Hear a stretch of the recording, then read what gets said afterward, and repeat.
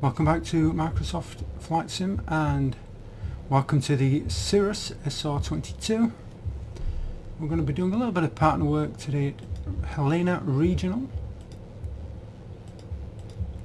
and I want to do some flights in this aircraft, so I need some practice with it, and that is exactly what we're going to be doing here today. So let's set 50% flaps. Heading buggy set to runway heading. Here.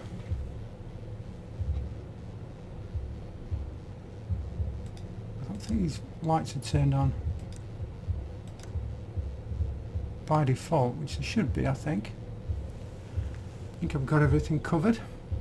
Okay, this is obviously compared to the Cessna 172, this is a low wing aircraft as opposed to a high wing aircraft, so the sight picture is going to be a little bit different. V-speeds are different. We're obviously using a G1000. G1000 for me, I don't like G1000s, I prefer the steam gauges. One of the issues you'll quite possibly have is the lack of a turn indicator, of a steam turn indicator. So what we have here on the HSI, if you look at the course above the HSI, below that you have two indicators on either side. The first is a half rate turn, second is a standard rate turn, and when you're in a turn, the magenta line will extend towards that standard rate.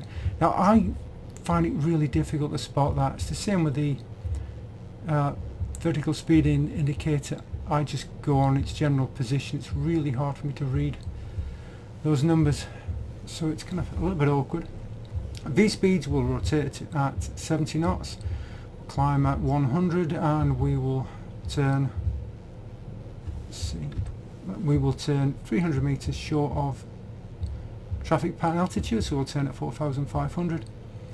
Once we're at traffic pattern altitude, we'll reduce speed to 95 knots, first stage of flaps down to 90, second stage 85, and I find it a little bit difficult to kind of manage the trim on this or manage trimming this aircraft and getting it to the desired speeds. It's kind of like a ballpark situation.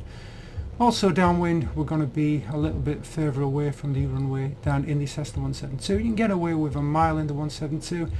In more powerful aircraft you need a bit more space. So let's get going. Put that into practice. I need a lot more practice with this. Wait a minute, have I turned off the... see if I can hit the parking brake. So let's get going. I've adjusted the sensitivity of the controls, although it's still a little bit, trying to make them a little bit less twitchy. It's not easy to keep it straight. Looking for 70 knots.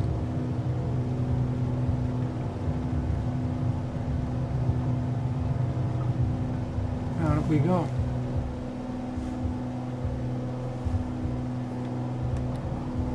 Flaps up.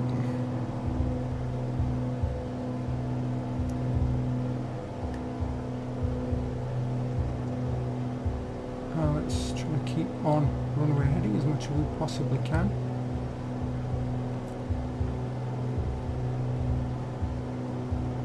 Well, going a bit too fast, but not by a million miles. Looking for 4,500 feet.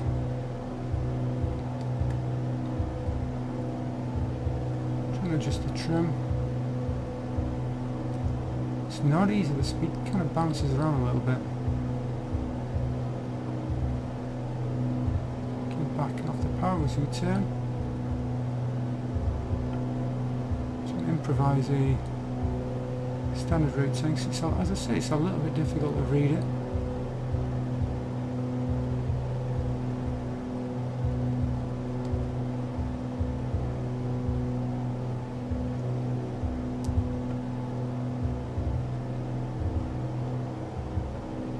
And rolling out onto the crosswind leg.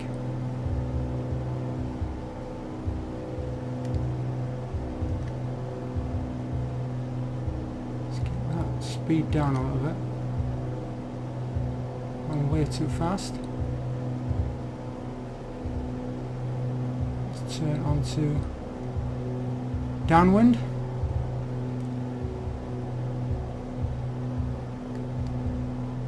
Still trying to get that speed down. It's just exceeding standard rate turn. And establishing ourselves on downwind.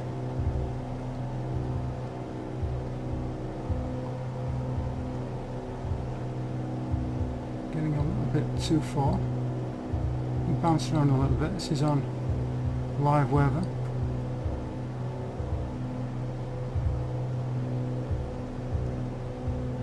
Trying to maintain at least 1.5 miles.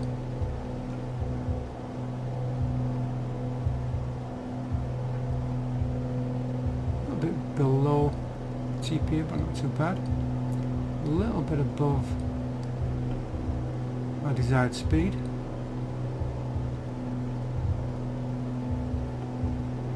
It's not easy to judge the threshold, but I think we're coming up to it a little bit. About where we should be on distance. Holding altitude. Airspeed's okay, it's not ideal. It's not perfect, but that will do. Get flaps down.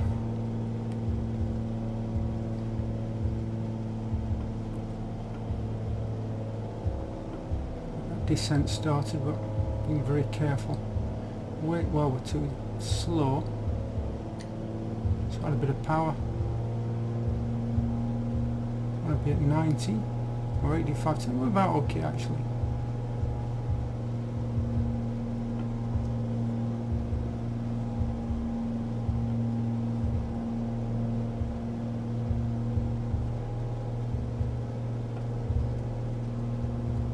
Turn onto base.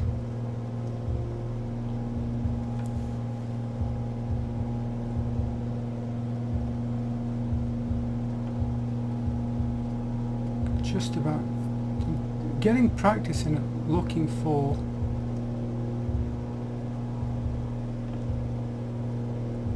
just going to turn straight into final actually, because we're getting better at spotting that magenta line, but it's not easy.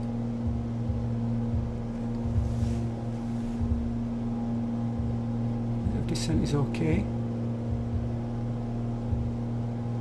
500. Airspeed is okay.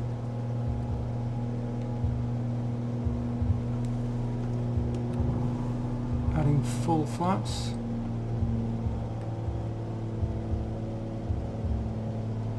See if I can get it straight. We're dropping a little bit too quickly.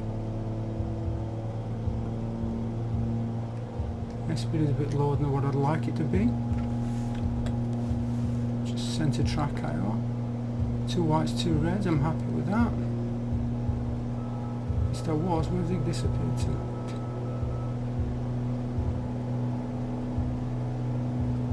A bit left.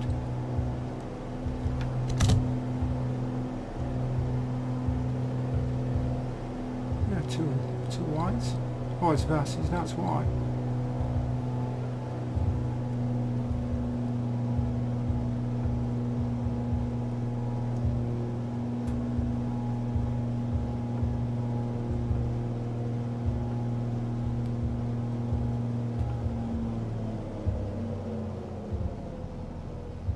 Just hold it off, hold it off. Stall. Stall. That will do.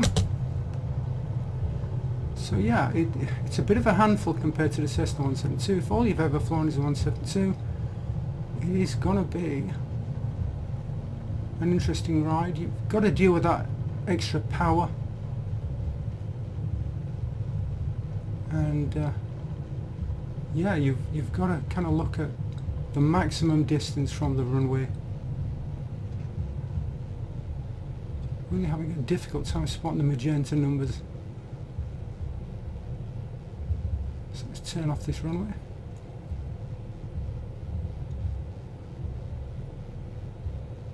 So yeah, I hope you found that useful, hope you found that interesting.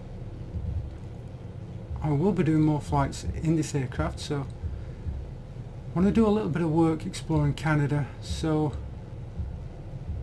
I'm going to have to get used to, I'm going to have to learn to enjoy using the Garmin 1000. Although I think that may take a little while, but I'll get there with it. More practice needed, not perfect, but yeah, once you start doing the traffic pattern work, then clean the aircraft up, then you will gradually become more confident with your landing. If you just started this, it does take a little while. Look at those clouds. It does take a little while to get the hang of landing the aircraft. The best way you can do that is just by doing traffic patterns. It's not the most exciting thing you can do, but it is interesting, and it's a great way to learn about the aircraft that you plan to take on proper flights. So again, hope you enjoyed that. Hope to see you for the complete flights across Canada, and as always, feel free to like, comment and subscribe.